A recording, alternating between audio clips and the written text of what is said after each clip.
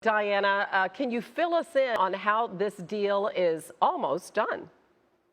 Yeah, hi, Hannah. So the two sides have been talking for some time now. The Tennessee Titans really keeping in touch with that Falcons front office, trying to see what it would take.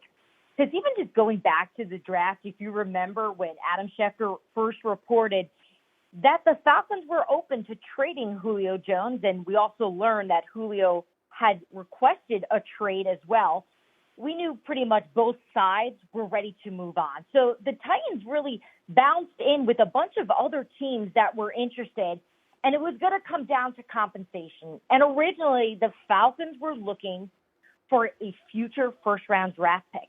And I can tell you, Hannah, there were teams out there that were discussing with the Falcons for that to actually happen. But those deals fell through.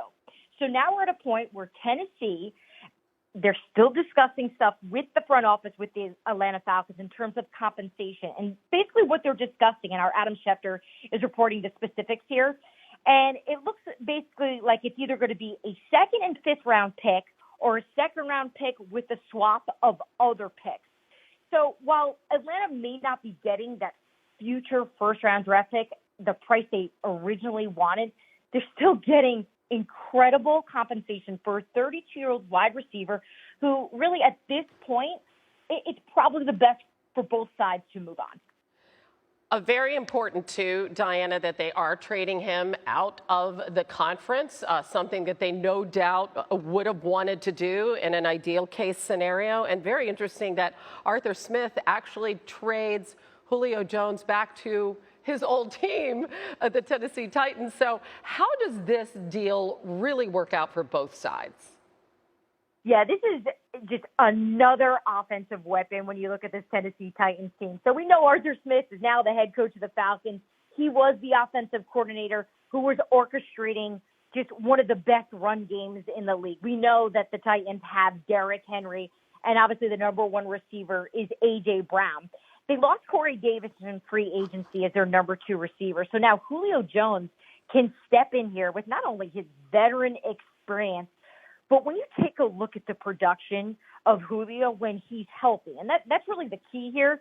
If he can stay healthy, he is still an elite receiver. So when you start thinking about, let's say, potential defenses blanketing A.J. Brown, double teaming him, it's going to be pretty hard to do now. If you know you got Julio Jones on the other side, and oh yeah, you got to worry about Derrick Henry. So while this offense was very productive last year with Ryan Tannehill leading the way, they can only take a step forward here knowing that they're really adding a huge key piece. And I can tell you, Tennessee is so psyched about this. The players have been campaigning for this for weeks.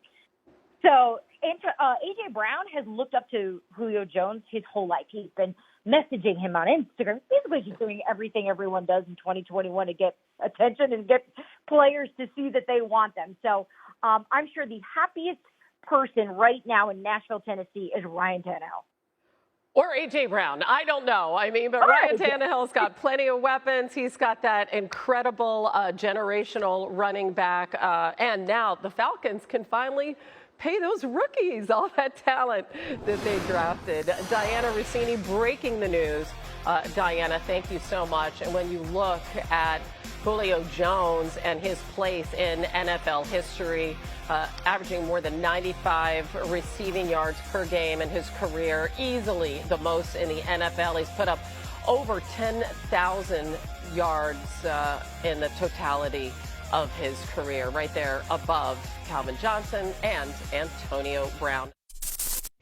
Thanks for watching ESPN on YouTube. For live streaming, sports, and premium content, subscribe to ESPN+.